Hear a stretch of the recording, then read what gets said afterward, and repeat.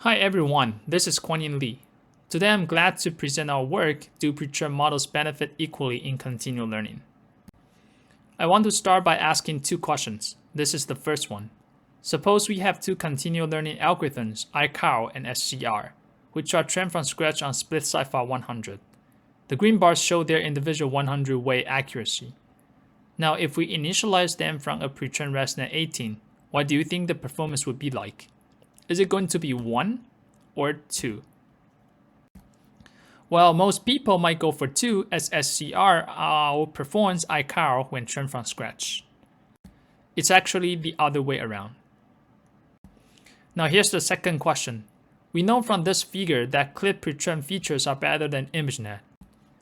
The green bars are the accuracy of 3 different algorithms when initialized from ImageNet pre-trained ResNet 50.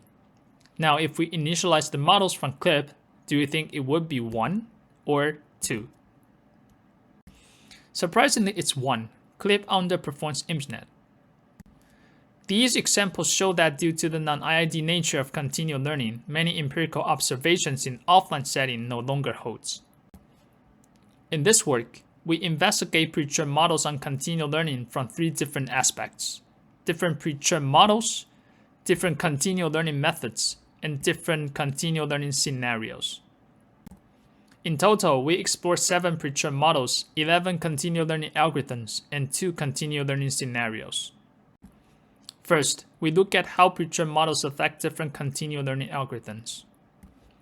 We found that method that performs better when trained from scratch do not necessarily prevail when initialized from a pre-trained model, like in the case of iCarl and SCR.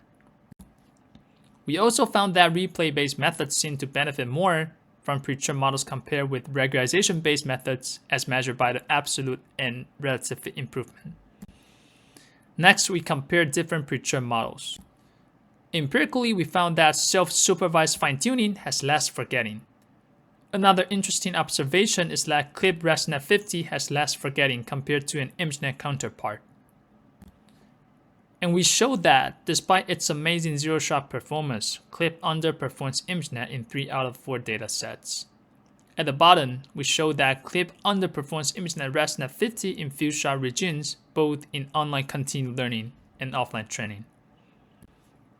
Lastly, we investigate 2 commonly used continual learning scenarios, and found that accuracy in online class incremental learning are higher than class incremental learning, where the model could iterate over the data for multiple epochs. Finally, based on our observations, we propose a strong baseline for continual learning with pre-training. In addition to training from streaming, we train the model offline with samples in the memory after streaming. Leveraging the 2-stage training, we show that simple experience replay outperforms other state-of-the-art methods. In this work, we show that applying pre-trained models to continual learning is not as straightforward. We also propose a strong baseline that leverages 2-stage training for continual learning with pre-training. For the future work, we aim to better utilize pre-trained models for fast learning and less forgetting. Thank you for your attention. Please visit the project page if you are interested in more details.